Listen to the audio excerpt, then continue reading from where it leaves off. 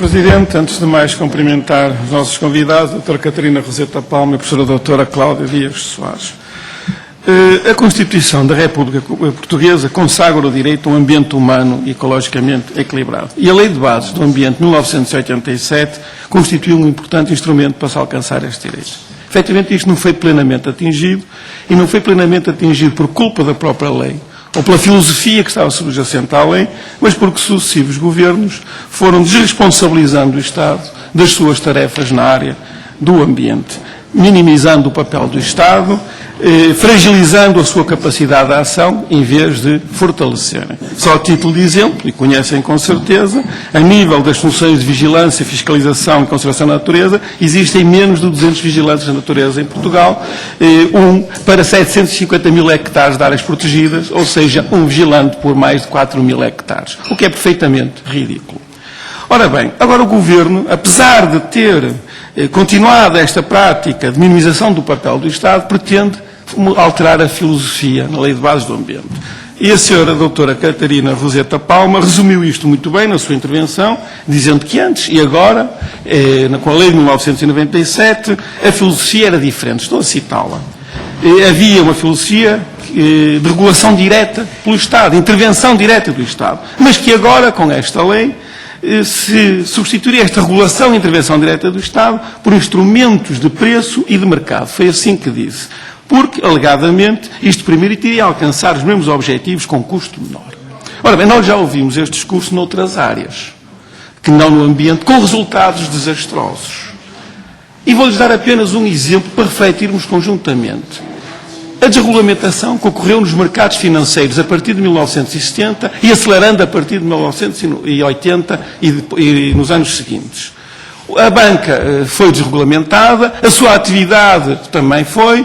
Os bancos criaram produtos extremamente complexos que ninguém entendia muito bem. Por exemplo, bancos norte-americanos concediam créditos na Flórida e na Califórnia, créditos à habitação, depois titularizavam estes créditos, vendiam no mercados internacionais, as agências de notação faziam o seu papel, que era atribuir o triplo A àquele lixo tóxico, e os investidores alegremente compravam lixo.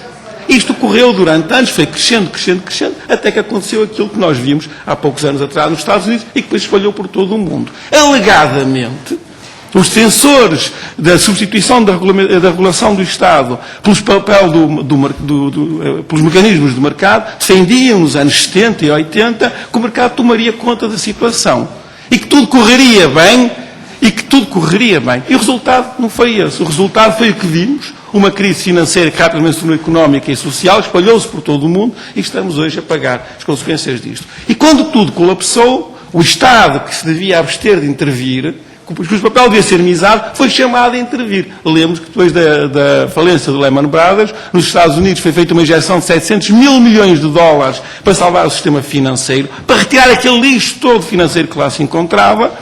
Na Europa seguiu-se também a ajuda e até aqui em Portugal, com aquela falsa nacionalização do BPN, em que foram enterrados já milhares de milhões de euros. Lembro que no déficit de 2010 foram levados ao déficit 1.800 milhões de euros, só para tapar, cobrir aquele lixo que se tinha acumulado, financeiro, que se tinha acumulado no BPN. E quando isto falha, estes mecanismos de mercado, quando os reguladores que deviam supervisionar os mercados não supervisionam, como aconteceu aqui em Portugal, em que esta coisa do BPN aconteceu debaixo do nariz do Banco de Portugal, sem que o Banco de Portugal se apercebesse de nada, é o Estado que é chamado a intervir e os contribuintes a pagar. E aqui estamos a assistir ao mesmo princípio. O Estado não deve intervir diretamente, deve-se abstrair de regular o ambiente e as questões ambientais, e são os próprios instrumentos de preço e de mercado que irão fazer esse papel, porque se confia, tem-se uma confiança cega nos instrumentos do mercado. Isto vai ser um desastre, se esta filosofia for em frente. E daqui a uns anos vai ser o Estado, ou seja, nós, os contribuintes, que vamos ser chamados a pagar tudo o que vai resultar daqui, como aconteceu noutras áreas que não o ambiente. E, portanto, não podia deixar de manifestar a minha profunda discordância da filosofia aqui defendida, de que o Estado deve ter o seu papel apenas de regulador, mas discreto e pouco interveniente, e o mercado, o sacrosanto mercado, toma conta de tudo e isso vai salvar o ambiente. Pelo contrário, vai afundá-lo. Há outra questão que queria referir aqui sobre o papel das taxas, preços e tarifas na mudança dos comportamentos ambientais. Quando estava a ouvi-las intervir sobre este assunto, lembrei-me, de repente, uma reflexão, lembrei-me dos meus tempos de criança, em que, em casa dos meus pais, não se fazia a separação do lixo. Plástico, papel, pilhas, restos de comida, é tudo para o mesmo sítio. Passados estes anos todos, já se faz isso. A minha casa, o papel vai para um sítio, o plástico para o outro, as pilhas também, os restos de comida para o outro, e depois aquilo é tudo metido nos contentores apropriados. E eu faço isto, e presumo que todos os presentes, e a esmagadora maioria dos portugueses, fazem isto. Curiosamente, quando chega a fatura da água, tem lá a taxa de saneamento, de resíduos sólidos, etc. E não há nenhum agravamento se eu não fizesse isto. Mas também não há nenhum desconto por eu fazer.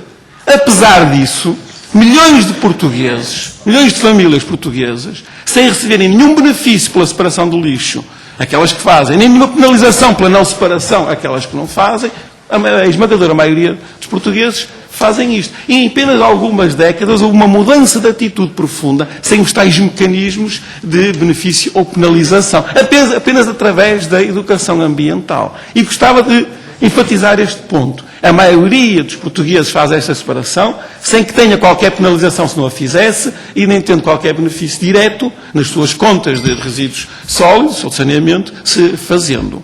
E, portanto, gostaria de, esta reflexão que me ocorreu, de lhes perguntar como é que veem isto, porque provavelmente isto não devia ter acontecido. Só com uma forte penalização para aqueles que não separassem e um forte benefício para aqueles que separassem, é que se teria conseguido esta mudança tão radical no espaço apenas de uma geração. Portanto, gostaria de ouvi-las, algumas reflexões que quisessem fazer sobre este assunto. Relativamente ao princípio do utilizador que louvaram aqui, que se encontra na lei. Na realidade, ele já existe e é aplicado. Nas SCUTs, por exemplo, na Via do Infante no Algarve, o princípio do utilizador-pagador é aplicado cegamente, sabendo que aquilo está a fundar a economia regional. De todos os quadrantes da sociedade algarvia, vêm sinais de que aquilo não funciona, mas o princípio do utilizador-pagador é sagrado e aplica-se aquilo, mesmo que o tráfego tenha diminuído mais de 50%, mesmo que aquilo tenha provocado danos sérios na economia, mas é o sagrado princípio do utilizador-pagador. E o Governo utiliza também no ambiente. Podemos ver, por exemplo, que das áreas protegidas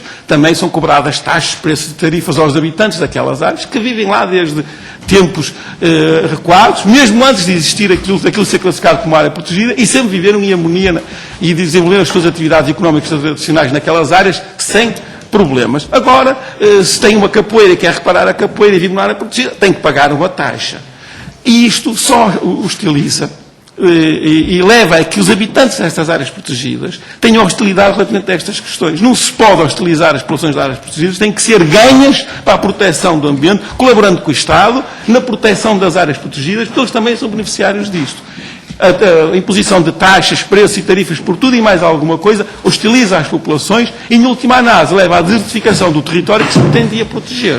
E, portanto, temos aqui um exemplo em que o princípio do utilizador-pagador tem aspectos muito negativos. Outra questão, a visitação das áreas protegidas. Começa-se a cobrar pela visita das áreas protegidas. Cidadãos comuns, às vezes em família, que querem ir visitar o Parque Natural ou o Parque Nacional, de repente, quando está ali o seu deputado a dizer que não, mas sabe muito bem que é, mesmo lá perto de si, no Parque Nacional do Gerês, quando aqueles grupos, aquelas entidades organizam visitas de famílias, de amantes da natureza, querem ir conhecer o Parque Natural, são interceptados, que têm que pagar uma taxa, o seu deputado sabe muito bem, porque é daquela região e sabe que isto está a acontecer.